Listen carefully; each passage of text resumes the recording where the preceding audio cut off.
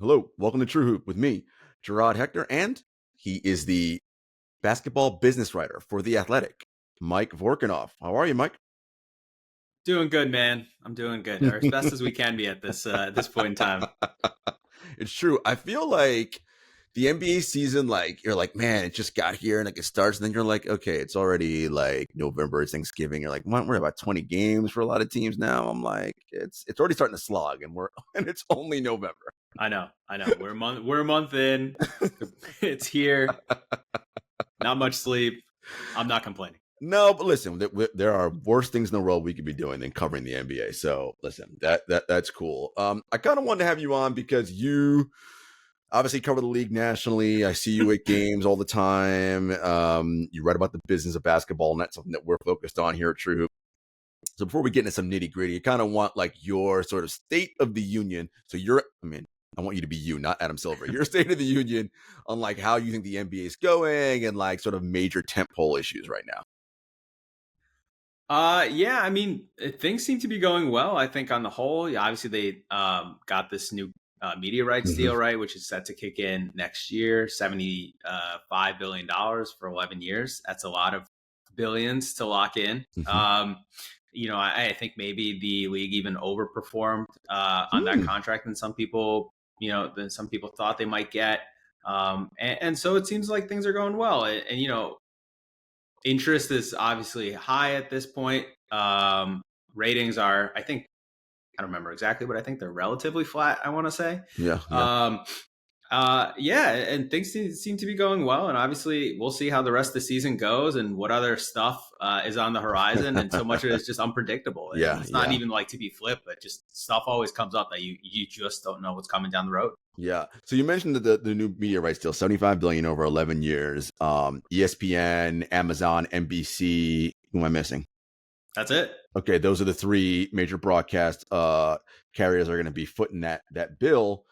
And you said that the deal for many people probably outperformed what they would get, and I believe that's probably true. But you mentioned the ratings, and I wonder, and this is stuff that you dive into, like, is this a profitable thing for these broadcast companies? Because you know, yes, there are certain games, right? I want to say it was the Celtics Warriors game 3 Fridays ago, right? That outperformed so the same game in the time frame, and obviously Steph doing his thing in Boston. That's a big deal. But by and large, right, as you mentioned, ratings are probably flat. Maybe you can even say down. And then with ad dollars sort of shrinking, like, is this really a profitable business for these broadcasters to be getting themselves into? Well, I think that's a complicated question and far from me having the answer for a lot of reasons, right? Um, sometimes sports can be a loss leader, and I'm not saying that it is here, but that's obviously something that all these networks get into it for, right? Right. Because of the changing nature of media, I think sports does provide some reliability in terms of bringing viewers, bringing certain kinds of viewers to audience, to games, to watching it on your network, all that type of stuff. Obviously, if you look at like Warner Bros. Discovery, which owns TNT Sports, they decided that they didn't want to pay as much as the NBA was looking for. I don't think it takes much of a guess to say the profitability they felt was not there for them, right? But then NBC did. And you mentioned the ad dollars, but it's not about ads anymore, or solely just about Mm-hmm. ads, right? Like, NBC got this so they could get exclusive rights for Peacock, I think, on Monday night, right? Mm-hmm. Like Amazon has a subscription channel, subscription tier that will be having NBA games on, right? So it's not just will this bring in enough viewers, will it have high enough ratings that we can sell enough ads to make this profitable for us. There's more stuff at work here, and I think the reason why sports have become so valuable over the last few years is that they are reliable drivers of audiences. Yeah. And I think the interesting thing is that it seems like the networks are saying that ratings are not the end all be all here anymore either, right? Yeah. And I they have more insight into what Yeah. brings it in money for them, right? Yeah. Like I Yeah. don't get to see the full P&Ls. Right. And they're saying that this is something that's worthwhile for them. And so I guess it's not fully a question of like, is this something that's profitable for the networks? Is it something they see worthwhile to spend money on? And obviously the NBA or the NFL or NHL or whatever is like Yeah. beneficiary of it. Yeah, for sure. And I mean, obviously the NFL for sure, because that's king, right? That like dominates all of the four major sports. So that's always going to be a thing. And the way the NFL is designed, right? If you follow a team, you have to follow them once a week, right?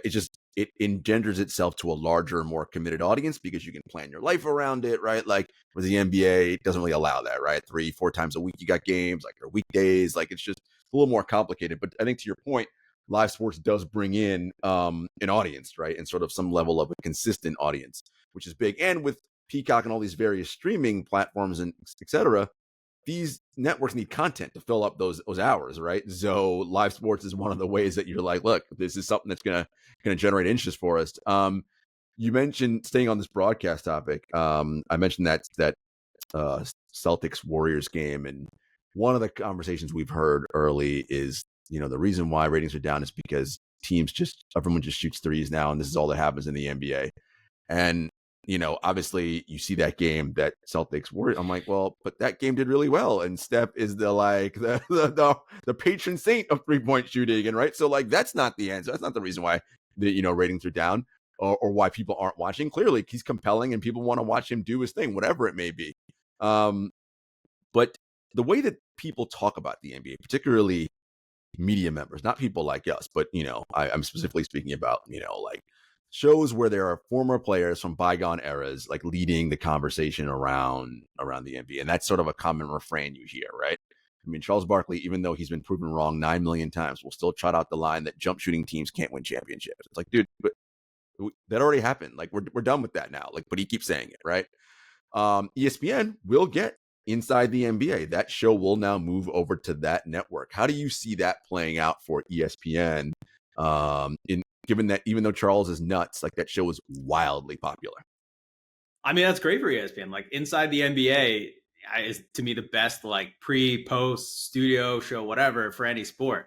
And I love it. Like I know some people have complaints that like, hey, they don't know all the players. Hey, they're wrong. But Right. to me, it's entertainment, right? Like they are entertaining. I know a good amount about the NBA, right? I watch a lot of basketball. I read a lot of it. I don't care that Chuck is wrong all the time. I don't care that that one of the more popular segments is who we play for, right? Where they on national TV Yes. admit that they don't know where players in the league they cover or do a show on don't know where they are. I'm looking to be entertained, and they do it in a way that is high level enough, right? Right, like right.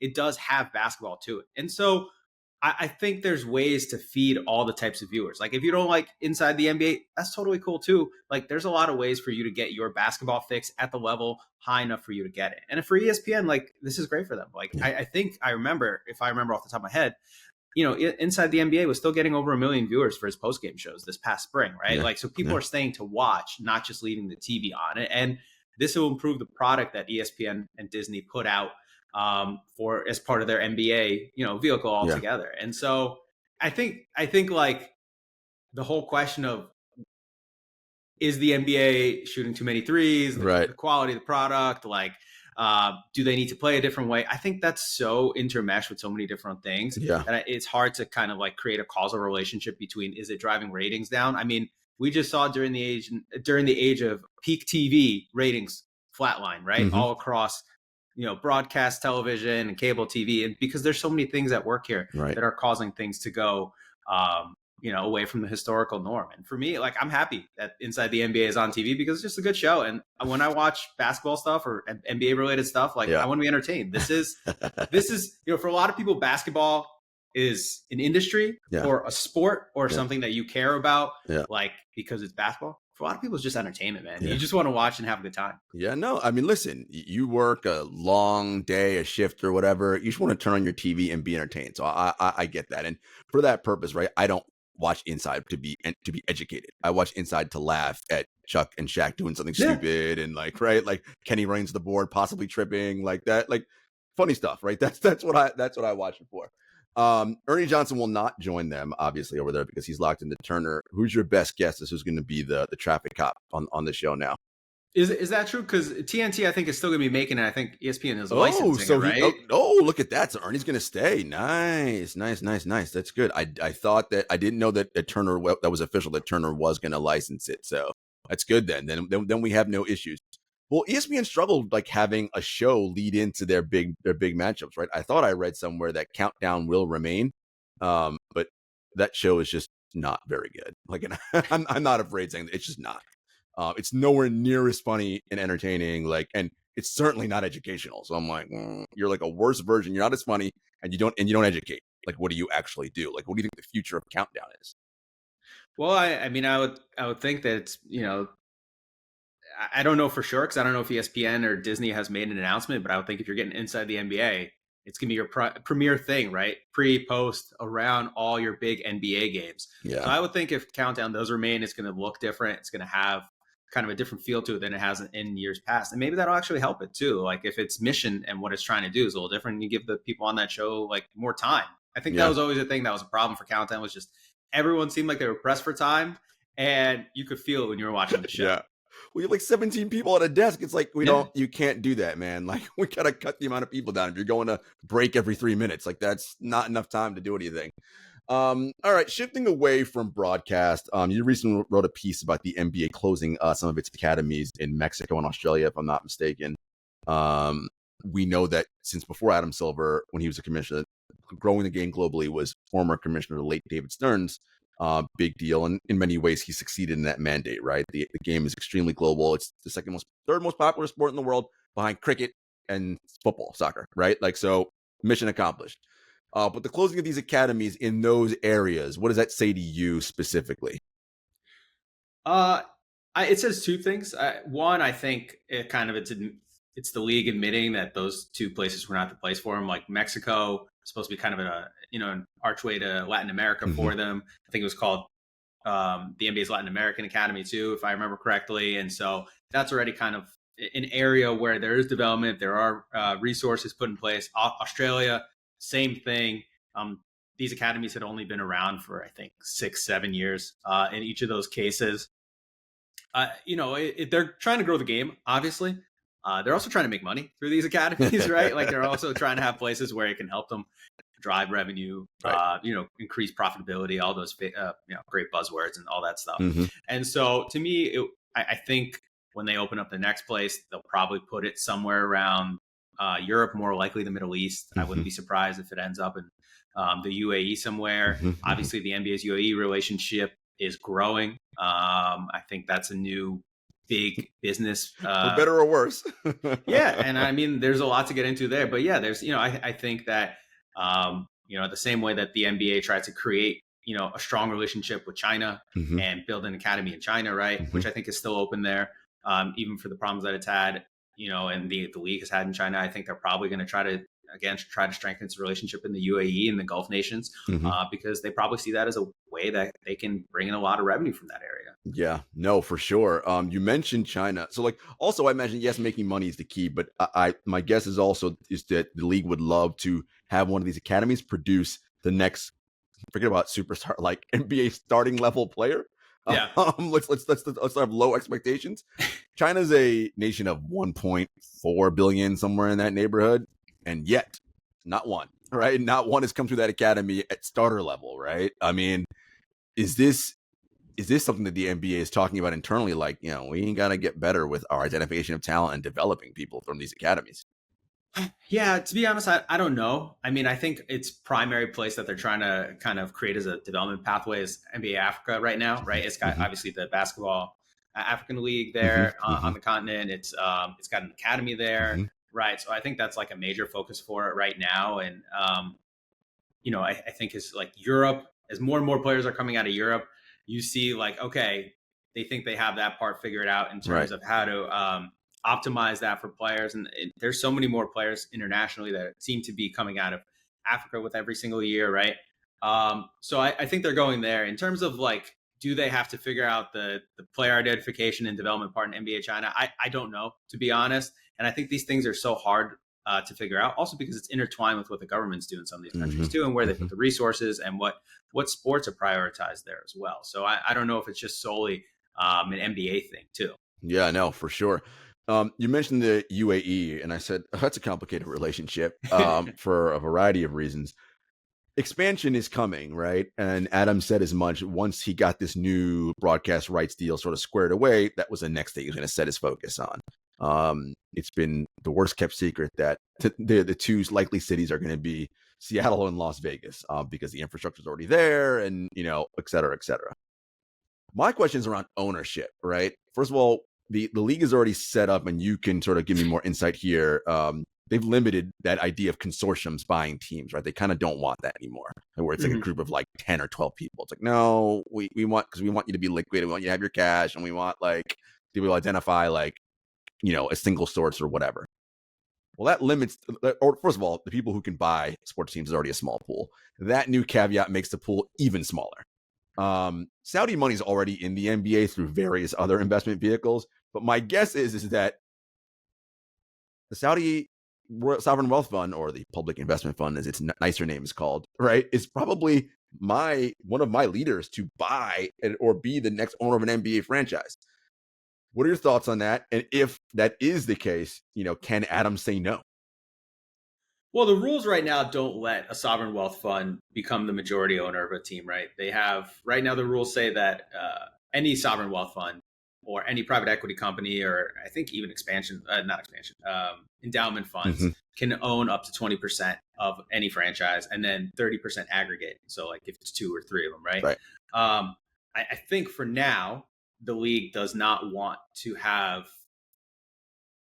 whether it be a sovereign wealth fund, the PE company, like any non-person, be the control owner, be the face of a franchise from an ownership perspective. I think the question is, who will they let in? Which sovereign wealth funds will they let in if they want to get involved in this next round of expansion? And to your point, obviously, the big thing everyone's looking to is, will PIF want to get in? And if so, will the NBA let them in? Qatar got involved with the Monumental Sports, which owns the Wizards, the Mystics, and in the NHL side, the Capitals. They bought about 5%. I think it's 2 years ago now. And surprisingly, there's very little blowback, right? Like this was right around the time of the World Cup, which was a few months before they bought into Monumental Sports. And, there's controversy there about, allegations of some human rights abuses, and just the laws that they have on the books in that country. But they bought into Monumental. I think there's very little blowback for Monumental. I think there was very little blowback for the NBA. And so if you're looking at that as like a soft run to see a sovereign wealth fund from a Gulf state buy in, it went pretty seamlessly for the league, right? And so, obviously Saudi Arabia is a different case. They gender more attention than Qatar does. We've seen that across several sports where they've been involved, in the EPL primarily. So we'll see. Yeah. But I think it is an interesting question to see who the NBA is willing to let into its league, because again, they do need to approve these, right? Like every control seal needs to be approved by the ownership, and even minority sales like that need to be approved by the ownership. And to your point, like, is there money probably already in the league in terms of a private equity company that has sovereign wealth fund as an investor, or one of these owners who has a sovereign wealth fund as an investor? Probably, yeah. But having a direct tie, I think, opens up kind of another issue. And so I'm kind of curious to see where it goes, right? Like it's going to cost a lot of money for an expansion team, $5 billion, $6 billion, I don't know, more. We'll see how much the Celtics sell for, right? And there's not a lot of people that can pay that money. It takes a lot of money to do it. You're going to have to probably build an ownership group, probably get some kind of, investor capital involved. Right. And so we'll see where this all goes. And that's my thing, right? Is that, okay, Adam can say, no sovereign wealth funds allowed. Fine. PIF can spin off some money, create this other entity and call it whatever the hell they want to call it, put some puppet dude as the leader of it. And okay, right? And again, because they have the odds of the PIF having to go to a bank to get money, they don't need to. They can just literally buy it themselves straight up, right? So the owners, Adam's bosses, are not going to be like, no, right? We have liquid cash money directly coming in right now. And he has to do whatever they say. It's hard pressed that any of them are like, nope, we're not doing this. Like, I imagine they're going to be like, yeah, full steam ahead. Well, we'll see, what the price is too, right? For one of these expansion teams. What it will be a bidding process. So obviously whoever can bring in the highest bid for one of these teams is probably going to be the most likely to get it, right? The NBA has also in the past wanted to see, certain ownership groups get in too. And like, there's a reason that Michael Jordan is still around as a minority owner of the Charlotte Hornets. They want to see certain people within the league. But I will be curious to see what happens with these sovereign wealth funds. Right, they're able to own parts of teams. Has to be approved. Would they try to get in for 20% of the Las Vegas Yeah, whatever's? yeah. The Las Vegas whatever. We'll see. We'll see in a few years. Right, it's 2024. Yeah. We'll probably have an answer within 2 years or whatever. Yeah. Just for those of you that are wondering about this sort of thing, the Saudi Sovereign Wealth Fund at this point in time has 925 billion in assets under management. So 5 billion for a sports team. I mean, let's be real. Like, that's not even right. They won't even notice it. So, and again, that's a big part of what they're doing. You mentioned EPL, their money's all over Formula One. It's in tennis. Like, it's just, Golf, this is obviously. golf, of course, with Live. Like, it's just, to me, the writing's very clear, right? It's just the next logical step. And wealthy people, like the owners of the NBA, they like people that also have money too. Like, that's just what they do. So, and when your pot is limited, No, well, I would say the difference is they've also been there are a lot of people who own NBA, NFL, MLB, like whatever, pick your pro sports team, have been doing business there already, right? So it's a lot more normalized for them. Whereas we're kind of onlookers, right? Like, I don't do business outside the United States, right? Like, so that's different. It's a different type of relationship. It's a lot closer of a relationship for them if you've already been doing business in one of these countries with the people involved, and it's less abstract. And so the hill to climb might be smaller. For sure. Yeah, and much easier. And again, because the owners in every league are the commissioner's boss, right? Like, if they decide, yeah, we're good with this, not a whole lot he can do, right? Like, that's just, again, you just got to be voted, whatever. The majority says they're going to do it, it's going to happen. So I think, to your point, it'll be very curious to see how this all plays out and who the potential ownership groups will be. We have a timetable on when we think expansion, 2027, 2028. The league is kind of doing their internal stuff about it now. I don't think it's like a total fait accompli that it happens. I think the owners have to vote on it, right? They have to approve expansion before we even get to individual teams and ownership groups and all that. And maybe some owners will not want to dilute their national revenue, right? And have to share that with 31 other franchises instead of 29 other franchises and all that stuff. So I don't think it's like 100% going to happen, but if it does, I would think that this wouldn't take too long. People who are interested in buying teams have been kind of building up for this for a while. Yep. There's been interest for a while, and we've seen, in the WNBA, let's say, it's taken their timetable is roughly 18 months from getting a bid to having a team. So I wouldn't be surprised to see if something happens by the 27-28 season where a team is playing already. No, that makes perfect sense. Transitioning ourselves to on the floor, the All-Star game is always such a hot button issue. I mean, it's just what it is. It's a weekend. Like, it's right. It's that the NBA Finals and Summer League are like the NBA's three major sort of like tentpole live events where everyone from the league descends upon it, right? And it's so much more of a networking opportunity and like everyone being out than it is anything else. But it's important because whoever has it for the broadcast rights deal, right? That's in theory a place that draws in a lot of eyeballs, right? That's a big sort of crown jewel. The play during the All-Star game has been a topic of concern for God, I don't even know how long. And so there's talk now about some changes, making tournament style. I know you've reported on this. What can you tell us about that? How's it being received? Who thought about it? All the nitty gritty. Yeah, I think, there's been a lot of discussions at high level around the NBA of turning it to a 4-team tournament, right? So kind of similar to what they're doing with the Rising Stars on Friday night, have the winner of the Rising Stars and then 3 teams of 8 All-Stars each compete in a 4-team tournament, semis and finals on Sunday. And the winner of that wins the All-Star, wins the All-Star game. I don't know how we're calling that, if and when that happens, but yeah, whatever.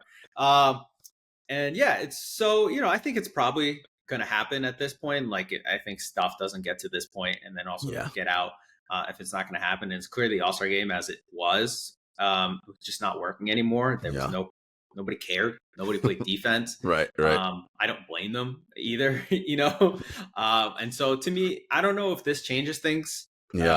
Just because how do you solve the incentive structure of it, right? Yeah. How do Yeah. you make players care? Yeah. And so unless you're putting $1 million on the line for every player, um, I don't know how you get them to care. And again, like, this is also an opportunity to unwind, right? If you're at the All-Star game, it means that you don't get a week off. Correct.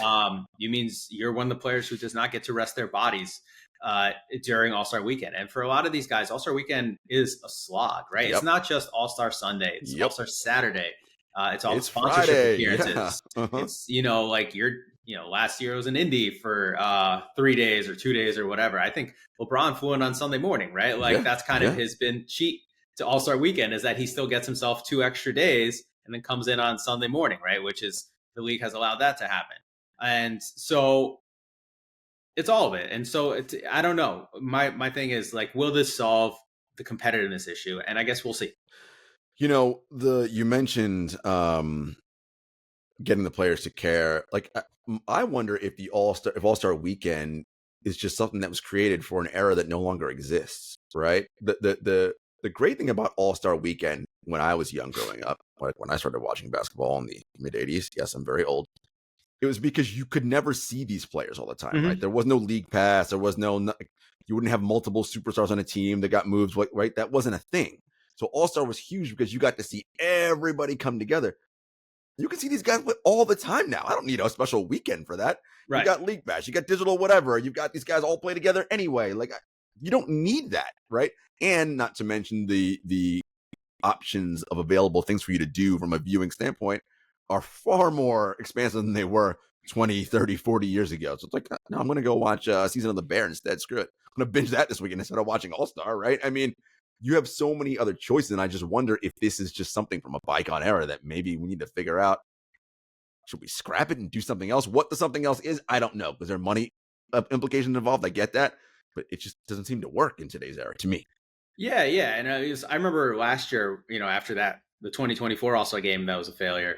Like, the Athletic all had us kind of like write ideas about how to fix the All-Star game. And one of the things I wrote, I remember, is like, what if we just get rid of it? And it's to your point, like, it's a marketing vehicle, right, for the league.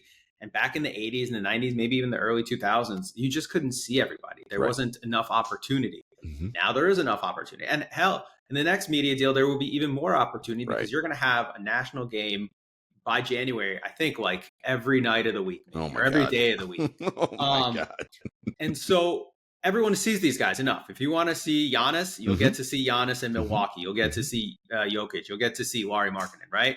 I think it's still valuable to the league because it is still marketing, but it's just like, can you market yourself in a different way? And also, can you deliver something to, I think NBC has the All-Star game in the next media deal. Can you deliver something to NBC where they can put on Saturday night and Sunday evening, right? And like still sell ads against it and all that. And I don't know what that looks like. Maybe it's the tournament. Maybe that's their way of fixing it. Maybe they just eventually get to a point where you take like something like Steph versus Sabrina, or Steph and Clay versus Sabrina and Caitlin Clark, or whatever, and you put that on Sunday night. And you put these kind of cool, interesting, competitive things, and you put them on that platform if it just gets to that point. And I wouldn't even be averse to that. I don't know. No, I'm with you. I think that there needs to be a lot of innovation around that, because the way, again, its current format, to your point, I can watch any of these players anytime I want. I don't need to turn into a special weekend to see them. I love the idea about the shooting tournament. I know this has been discussed before, and I don't know if players will do it just because of the embarrassment if you lose, but like the idea of a one-on-one tournament, like, because those guys will, and you make like divisions, right? Bigs and wings and right? So that way you're not having like, Joel Embiid versus like Chris Paul. Do you know what I mean? Like, that's just not fair. And like, I think that would be fun, right? Like, I think guys would really probably enjoy that and definitely compete, because they want to, like, wait a minute, like, I'm better than this dude. Fans, I know for sure, would love that, right? The kind of mano-a-mano, and you get like, make a boxing feel out of it, right? Like, guys come into the arena, like, you have intro music, like, just something different, because this, like, all right, let's everybody get in a game. Like, no, they don't want to be there. They prefer to have the week off, right? And rest and come back to their games. So I think, if the league can keep thinking about innovations, I think that's the way to go. But you know how we are about change as a species, not great. Yeah, it'll be interesting. Like, it's a hard needle to thread too, right? Because the players have to sign off on it, the union does, and so you have to somehow find a way to maximize competitiveness, minimize embarrassment, minimize extra workload, Yep. maximize an incentive to care. Like there's a lot of competing interests there. So what may necessarily be like the coolest thing, the most fun thing from a viewer perspective is not Yep. necessarily what will pique the interest of the players in the league. And the players in the league have different incentives too, right? For Like, sure. so it's like figuring all that out. I'm curious to see where it goes. I don't know. Maybe people will care since the teams on a tournament style are smaller. It's 8 people per team, right? Yeah. Like playing more minutes. No one, I assume, is going to be want to be the team that loses to the rising stars because you're losing to a bunch of rookies and sophomores. Like you don't want that, egg on your face. Well, again, I don't know. And if it doesn't work, maybe they'll try something else. Maybe we'll eventually get. I think hockey did USA versus the world at some point, right? Yep. Maybe we'll get there. Although I don't know if we have enough international all-stars at this point to get there. But maybe they just change who gets to be an all-star period, just to fit the game itself. No, I think you're right. The point we're making here is iteration, right? You got to just keep trying different things. And it may be a situation where maybe it's something different every year, right? Just because, again, we live in a very different time now. Like the way that sports it's just not how it was, right? And all the things that we deliver it as though it was 1980, 1990, and it's not, right? So we have to think about things differently. All right, folks, we'll be back after a brief commercial break. Staying on this idea of innovating, one of the things that got a lot of, oh my God, what is this? It's terrible, but ended up being very good. And it's just so classic because that's just how humans are. Like, it's like a new restaurant's about to open and someone says, I hate that place. It's like, well, have you eaten there? No. Well, how do you know you hate it? You haven't even gone there yet.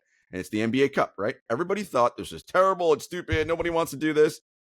I thought we got great basketball last year from that. To me, what we saw, that helped buoy the Indiana Pacers and their confidence to their conference finals run that following spring in the playoffs. And I thought the competitive level was high in all the group stage games. When teams knew point differential, they were going. I mean, these guys are competitors. You tell them they have to hit a certain target and do something, they're going to do it. These are the most competitive people on planet Earth. And I thought it was great. What are your thoughts on the NBA Cup and how it's been received internally? I think the NBA Cup, I don't know if I necessarily reflect the overall view of people, but I think the NBA Cup was probably a success for the NBA in year one. They got the media rights package for it, right? Like that's essentially Amazon getting all of it. So like success from a business perspective. I think the competitiveness was probably good in December. I'm still not sure what winning the NBA Cup gets you. Right. Like I don't understand the inherent value of the thing. We saw Darvin Ham win it, raise a banner and get fired like in this a few months apart. Well, nothing has value until we decide it has value, right? Like right. And so I don't know if we've gotten there yet. Like I think the point differential thing is awesome. Like I would actually like to see that in a full season for the NBA, like period. I'd like to see tiebreakers decided by point differential instead of, in season record or whatever, convoluted tiebreakers we use now. Like, I think that would be great to carry on. And I think when they were trying to figure out like how does season 2 of the NBA Cup look and they were considering getting rid of point differential, I thought that would have been a big mistake. And obviously it's still here. But it does seem to be an improvement above the normal, like November, December basketball. And so people will seem to care a little bit. We'll see what happens with it in, future versions. I think the new media rights deals allow the league to move it and Amazon to move it, not only from the nights that it's on. Right now it's Tuesday, Friday. I don't like other nights, but also the head of sports program for Amazon said last week that they and the league have discussed moving it just in the schedule to maybe to do it after the end of the NFL season. So you're talking about like what, early January, I think. So heading into All-Star. Okay. Yeah. Well, I think it would be the Amazon portion of it, right? Like Amazon has 17 Thursday night football games. Right. The NFL season ends, I forget if it's late December, early January, whatever it is. And like Amazon is going to have the exclusive rights to the quarter, semis, and finals. So they'd probably want to have that after the end of the NFL season. So you have the final, I don't know, maybe mid-January instead of mid-December as it is right now. Right.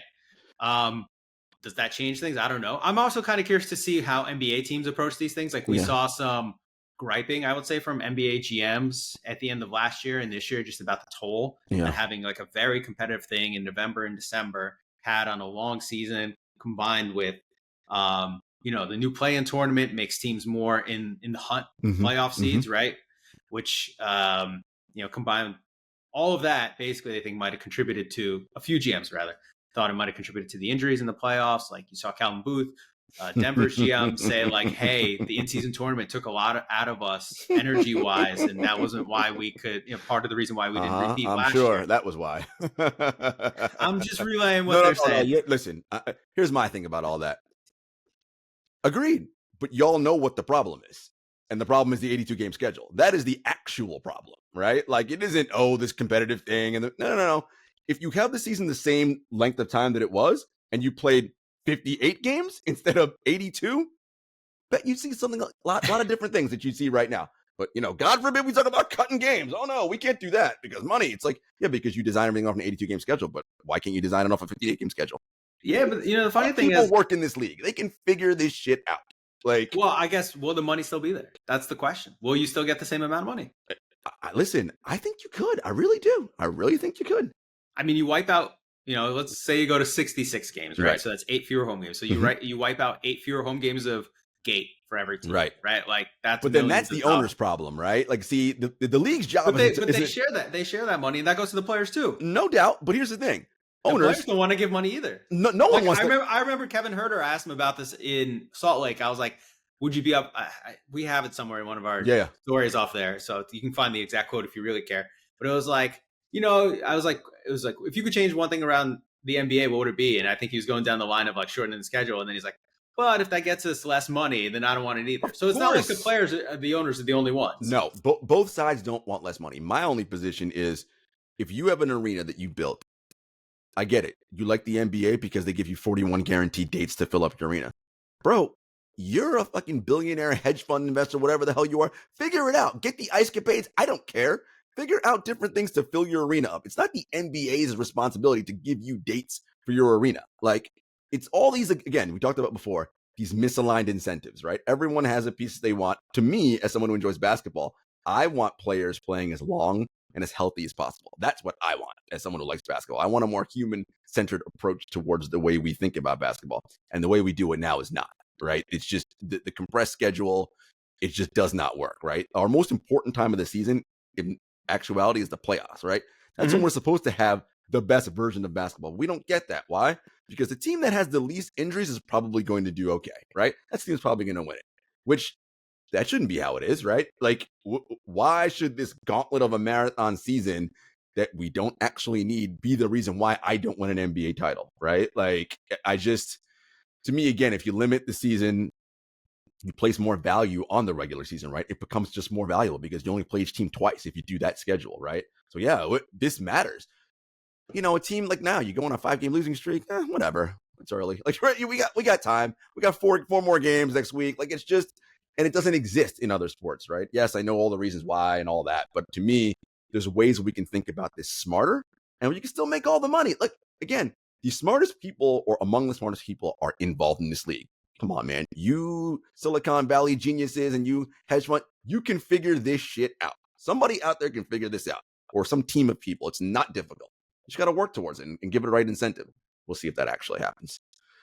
Okay, that was my rant about the NBA. On the floor, what have you liked that you've seen so far? I want to start here. Cleveland, to me, has been outstanding revelation. So many people will see it sort of as a indictment on JB Bickerstaff. I don't necessarily see it that way. I mean, that team went to the playoffs the last several years he was there and was very good. Them not actually performing in the playoffs is a different story, but I wouldn't say it's so much as an indictment on him as much as Kenny Atkinson has found a way to breathe some spirit into those guys. He's found Darius Garland's light again. He's playing like he was 3 years ago. And Evan Mobley's made another leap, right? Donovan Mitchell. He's, by the way, playing fewest minutes he's played in his entire career, average per game, which is awesome. They're going 12 deep, I want to say. Got 12 guys that average at least 12, 13 minutes a game, like, which, by the way, is a great trend that we're noticing here. We love that. Like, if you got a roster full of 15, why the hell aren't we using them? Don't wait until everybody's hurt before you figure out they're any good. Play them now. But what have you seen in the league that you like so far? Yeah, the Cavs have been interesting for sure. I mean, JB Bickerstaff also has the Pistons much better than they were the last few years. So, and we'll see what happens, in the playoffs with Cleveland too. Like, that was always the problem, is that they got to the second round last year and got waxed by the Celtics. We'll see what Cleveland does. They had a great run last year in January. Actually, they were like 16-2 or something without without Jared Allen and Mhm. without Darius Garland. Mhm. So again, we have to see how sustainable this is. But I think Kenny Atkinson's just built on like what happened before him. Um, I think the Knicks have been interesting. Like their offense is So good. predictable. It's like they're interesting in the sense that this is actually how I foresaw things, but like, will this work out? Which is their offense is amazing. Yep. It's been a like supernova so far. Mhm. The defense is questionable, right? Like Yep. that's why their record is what it is, and we'll see how this looks like in the playoffs if and when Mitchell Robinson comes back. Whether they change up their rotations, whether they want to play two bigs, like all those questions. But like the addition of Cat has been great so far. Yeah. It's better than I thought, actually. I'm trying to think what else is interesting. You know, like the West is just brutal, man. We're doing this on Monday morning. They got 10 teams with a winning record. The East has 4. Yeah, like it's crazy. If you're a 500 team, you're SOL in the West. You got like the 12th best record. It's crazy. But I am curious to see how this all ends up. And I think the way like my thought before the year, and I don't have any reason to change my opinion, was that the Spurs could sneak in for a playoff spot, Mhm. and I don't know why that I shouldn't think that. Like if they get in as a 9 or a 10 seed and win 2 play-in games, like that's Wemby in the first round against OKC or whatever. And the league would love that for sure. Wemby's, look, he's Wemby, right? Like he's already a super elite difference maker on the defensive end. He's getting better offensively. And he still has so far to go before he reaches like his ceiling on offense. So far. Like, I mean, if he ever gets there, like lights out, right? Game's over. Yeah. But I love what they're doing. In the East, you mentioned it's like 4 teams with winning records. Obviously, injuries have played a large part in that. And with the Knicks, you're integrating Cat and Mikal Bridges. Like that's going to take some time, right? To kind of get everybody sort of squared away on what's what. If we're doing drop fine, how are we going to hedge on pick and roll? Like what all the various things, right? It's going to take more reps, everything together. The injuries aren't helping, right? So I still have faith that Tibbs will figure out a way to get that defense competent. My fear with them is but he only goes like 7 deep. So when April comes, how are we going to do when we're exhausted? That's what I worry about with them. Are we going to be whole? And I don't think so. Another team I worry about them not being whole, the 76ers. They lost again last night, I want to say, to the Clippers. Yeah, they're 3-13 now. They're only, when did the math? 4 games out of the top 6, right? So yeah, you're like, in theory, possible. But they got to leapfrog 8 teams to get there, right? It's like golf. It's like doesn't matter how many strokes you are behind, it's how many people you have to jump over to get to the lead to the top spot. Yeah, but I look, if they're all about and starting in just about the right spot, you'd want the team with Embiid, PG, and Tyrese Maxey. For sure. The problem is, will you have Embiid, PG, and Tyrese Maxey? Recent history tells me no. And Jared McCain. Listen, McCain he said he is the rookie of the year. He's playing. I love. It's hard McCain. To disagree. It is hard to disagree with that right now. Love how McCain's playing. To your point, we have no evidence that suggests we will have enough court time of Embiid, Paul George, and Maxey. And we all know that teams that integrate 3 players like that, it's not about like sharing the ball. It's like they just need time together and reps to get used to one another. That's all, because they don't practice. So, and I just don't know that we ever see that. And so the idea is most people say, well, this is always a next year thing anyway. Okay, but now you're betting they're going to be healthy next year when PG's a year older, Joel Embiid's a year. Like, what are the chances they're healthier a year older? I don't know. And I think if you're Philly, Daryl Morey's got to be having internal conversations right now. Like, look, if this thing is looking the way it is come December 10, we got some serious choices we have to make here, because you owe Joel a shit ton of money coming up. And look, when he plays, he can make a case that he's the best player in the world. The question is, how confident are you he's going to play? How many games do you think Joel Embiid has left in his body as that kind of a player? Yeah, I mean, I think for them, if I remember correctly, they don't own their own pick this year, I think.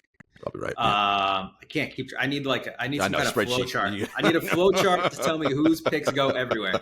But I think off the top of my head, they don't owe their own picks this year, and so there's not even an argument then to kind of like, soft tank basically, and try to like see how end the season a little early and see how high you can get up in the draft, even with all those injuries, right? But do you do the unthinkable? I don't think so. I think it's too early. And I also don't think that ownership would let you do it. Probably not. They've got a lot invested in Joel Embiid and Paul George and Tyrese Maxey. And I think with someone like Joel, their first round pick goes to OKC this year unless it's top 6. Okay. So unless and it's just way too hard to say you're going to land in the top 6 for sure anymore. Yep. Too difficult. So you can't just do like something what the Grizzlies did last year. Or we saw Dallas did a few years ago. They turned it on late, the tank, but still, like you have to play for a playoff seed, right? And because the East is still so condensed in the middle and the bottom, you probably are still going to have a good enough shot to get there. And if you've got PG and Embiid and Maxey and Jared McCain, you probably have a good shot of winning a series or two. So I think they're just far away from that point. And I don't think that you can give up on Embiid this early. He's still only 30, and like he is the franchise there.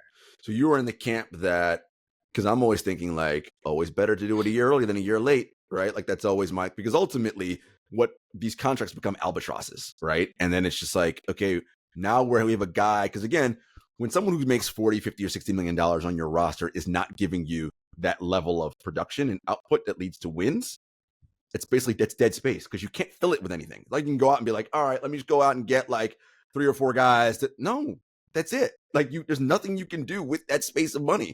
And I just feel like, again, we have no idea how many games that dude has left in his body. Like none. Look, my guess is he's had more behind him than in front of him, is my guess, of like quality games. That is my guess. But the question then becomes, are you playing for the upside, or are you just trying to limit your downside? There's also no way to replace Joel Embiid, right? Course. There's no way to replace a combination of PG, Embiid, and Tyrese Maxey. I'm just keep throwing Jared McCain, a big 4. We love Jared McCain. He's awesome. Just keep throwing him in there. There's no way to replace the big 4 that Philly has. No. And so, if you want to even play out this hypothetical, like, all right, you trade him, then you're just not going to be a title contender again, and for a while. And with Embiid, you are, and you have to run, the gamut of everything that entails. I would say the better play might just be, hey, don't worry about getting right by December 10th. Keep him out as long as you need to, as long as he needs to get healthy, because he's obviously not healthy. Clearly. We saw him on the court. And also, like, he just missed games in Friday night against Brooklyn and last night against the Clippers, not back-to-backs. Friday night was an NBA Cup game. So, like, that was in a special, like, the league saying, hey, please do not skip this game type of situation. And he still missed it. Yeah. Like, he's not healthy. So you just wait and you have him miss as much time as is necessary. And if the NBA finds you, you eat it and you pay the fine because your goal here is to play and to win a title. And who cares if you get fined $1 million by the league over the course of that to get there? I love Maxey. I think he is outstanding. Again, this is all of this is very interesting to see how it will play out, because again, the big domino is Embiid. He's got to be healthy and play. None of it matters if he doesn't. Like Paul George can be as good as he is, and Max can be as good as he is. But if Embiid is not MVP level, dude, none of this stuff matters. So we'll see. We'll see what happens. That's likely what Philly's going to do. How you feeling about Boston? I feel like they're kind of in this stage right now where they're like, well, we know what it takes. Like we're cruising. Like we know that this is a marathon. Because everyone likes to say, oh, they're champions now. Like it's like, but this is a team that went to multiple conference finals before and NBA finals they lost. So they are more than battle tested. I think they're in a very good spot right now. What say you? Oh yeah, I mean, to me the question is like, will anyone get to their level? That's it. Like they're playing well. We saw them win a title. They still got KP ready to come back whenever he does. It's just, will any other NBA team this year find a way to get to where they are? How you feeling about OKC and the Chet injury? Well, I guess it depends. How much time is he missing? How long is he gone? Not back, probably till January. At the earliest. At the earliest. And it's a good year to add Isaiah Hartenstein, right? But, I think I still think they're really good. But obviously, like Chet, he's just so good. He's so good. Losing him hurts, obviously, and just gives them another dimension that they don't have even with Hartenstein. And so, like, their ceiling is probably a little bit lower now. They're one of the teams, though, that because of all their draft capital, and they can do something if they're like, oh, we don't know what this timeline's looking like, right? They're one of the who are a contender who can also make a huge swing, right? No other contender can do that, right? Because of cap space and all that. So they're lucky in that regard. And I'm not saying that Philly would have to go through this, but that's one of the advantages thinking about moving Embiid, is that you could be like that in a few years, right? Where it's like you still have McCain, the superstar McCain, you got Tyrese Maxey, who's young, and Paul George, so you'll still be very good, right? But now you have, a little more space, a little more capital, you can do some stuff. Just a thought, throwing it out there. I think the question now is like if you can make a trade like the Clippers did with the Thunder a few years ago for the PG trade. Like I just don't know what trading a star player gets you these days, right? Now because the size of the contract matters so much more, right? Like I think that probably like depressed the Karl Anthony Towns market for the Timberwolves because he is set to make $60 million, right? And so the Rudy Gobert trade just won't happen anymore. No. And so if you are wondering, hey, are we a team that's got to pull the cord and want to start over and our star might want out soon if he doesn't already, like the return is probably going to be lower than what you are used to and what your fans are used to and what your ownership is used to. And so that all plays into all this. Yeah. My question too is like, I wonder when Embiid decides, fucking get me out of here, right? Like he just says, right? Because he's getting people are kind of getting on him now locally. Like, what's this dude's deal? And he's saying things like, I've given too much to this city. I'm like, have you? Like, what too much have you given? Do you mean exactly? Which, I'm not going to really quibble on that. So it wouldn't surprise me, let's just say, if he's like, if he gets to a point where he starts like, look, move me. I don't want to deal with this anymore. And that would open up a whole other can of worms. Yeah, I mean, he wouldn't be the first guy to change his mind, but I think like he's stuck it out this long. I'm curious to see like where this all goes basically, and just if he's able to get help too. Yeah. And he knows his body better than anyone else. We hope so. We hope he does. So I think everyone probably wants to see this like at least one more run to see how this all goes, right? Oh, I mean, look, I want to see the best players be healthy and play. That's why I watch basketball. So I would love it. Let's do what is right by him to get him to play basketball and see that Sixers team optimize at full strength. So I think that would be fun if they're at full strength. Cavs are at full strength. Boston's at full strength. The Knicks, that would be a fun top end. Indiana, fun top end of the Throw the Eastern Bucks Conference. in there. Bucks, although I'm not as high on the Bucks as I just, again, Dame. Old teams to me with old superstars. Like we've seen this movie before, right? These things don't work for a variety of reasons, right? And I don't see it happening. Last one for you. Denver, Jokic, of course, is Jokic. Nothing more needs to be said there. We have been very concerned about Jamal Murray here at True Hoop and for a number of years now. And when you watch, what are you seeing? Like everything is on track for career lows and efficiency. Like it's just, he does not get in the separation he used to get anymore. And if Jokic doesn't have a player, either him or Porter Jr., who is all-star or all-star adjacent, this team is just not going to be very good in the postseason. Yeah, no, I totally agree. I mean, like the Jamal Murray stuff is big, right? Like as you said, I just looked it up. His effective field goal percentage is lower than it was his rookie year right now. Not good. It's not great. And he's coming off the injury that he had last spring, and multiple lower extremity injuries. That's like the second or third one. Yeah. And I mean, I thought he was actually playing well last regular season, like last year during the season. And he had, if I remember correctly, he had a pretty good first round too. And then it just seemed like he got hurt and everything kind of broke on him. They need help. Jokic needs help. Like he needs Murray to be Jamal Murray so they can run that 2-man game. They need help, and they can't. This year more than any other year, they can't withstand injuries as well as they can. They have attrition. They lost Bruce Brown. They lost KCP. The backup spot. They even lost their first round pick, Deron Holmes, in summer league. So like even the depth they brought in is already kind of slowly whittling away, and they're going to be relying on young guys. So we got to see what Christian Brown and Peyton Watson are able to do in the playoffs. And it's threading a very thin needle, if that makes sense when it comes to the playoffs. But again, like in Jokic, I trust.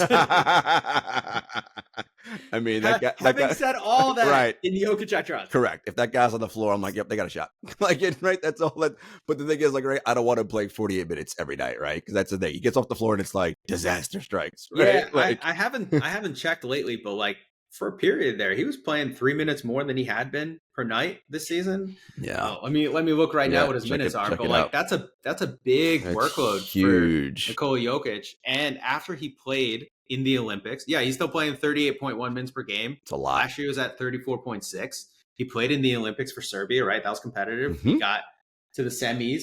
And this all comes after him being clearly gassed by the end of round 2. Yep. So like the compounding effect, it can eat at you by the time you get to April. Especially when, and this is the last thing, I'd love your thoughts on it. You got a team like the Golden State Warriors they have 13 players averaging 11 or more minutes per game, and nobody's averaging 30 minutes. That is huge. Like, particularly when your two most important people in Steph and Draymond are on the wrong side of 34. Like, not having to play over 30 minutes now. First, do you think that's sustainable? And how awesome is this that the Warriors are doing that? Yeah, I mean the Grizzlies too. They don't have anyone averaging 30 minutes a night. I wouldn't be surprised to see more teams do it. Like, Makes sense to me. I thought OKC could do it too. They have the depth for it, and I know they like really prioritize depth in the offseason with Caruso and Hartsey and all those guys. I think that might be, if we ask why do all the players get hurt, not all, but why do so many players get hurt in the playoffs last spring? One way teams can try to counteract that, being the optimal word, is like, hey, fewer minutes during the regular season. We can't just do load management anymore where Steph misses 15 games, right? Like the NBA is cracking down on that. What if we just have them play fewer minutes every night, ramp them up when you need to. Right. Well, that might be kind of the answer in this new player participation policy. Load management may not be real type of no. era. I'm with you. Like, look, the roster is 15 deep for a reason. They're not just dudes to fill up spots on the bench. That's not how teams should be looking at this. Don't wait until disaster strikes. Well, I got no other choice. I got to play these guys. For what? Injury is going to happen. We know that. That's just the nature of contact sports and professional sports. Well, why not know who you already have on your roster and you don't have to worry about it, right? That's what the Warriors have. Well, so good. No, I was going to say the big thing is if a lot more teams are going to play deeper too, right? Like the reason that Tom Thibodeau, let's say, who's maybe the most extreme version of this, the reason he doesn't do depth, right, is like he's worried about every minute of every game, every possession. He doesn't want to lose, right? So he's scared of throwing on your backup center, your third wing or whatever, and he plays 5 minutes and you're -8 in those 5 minutes, right? Where if you play your starters, you can be whatever. But if every team is going to go deeper down their depth chart, down their roster, then maybe the marginal loss of every minute for your 10th, 11th man just gets so much smaller. And so it's almost like everyone can play their rosters a little bit deeper because everyone is already playing their rosters deeper. And it's player development, right? Guys don't get better watching basketball. They get better playing basketball. So that when you call on them, because now I have to, because of injuries, it's the playoffs, and you can't get anybody and sign anyone because that part's over, the guy's not like a deer in headlights. Oh my God, what do I do? I've never been in this situation. Oh, I've gotten 1,100 minutes this season, so I'm good. I'm ready to roll. Yeah. Just a thought, guys. Just a thought. Mike, pleasure having you on. Tell the people where they can find you and find your work. You can find me at The Athletic. Subscribe, read, do all the good stuff. You can find me on Blue Sky, Mike Vorkunov. That's it. I don't know. I got nothing else. I'm not big on selling. It's a pleasure. And thank you all for listening, and we'll see you later on. Take care.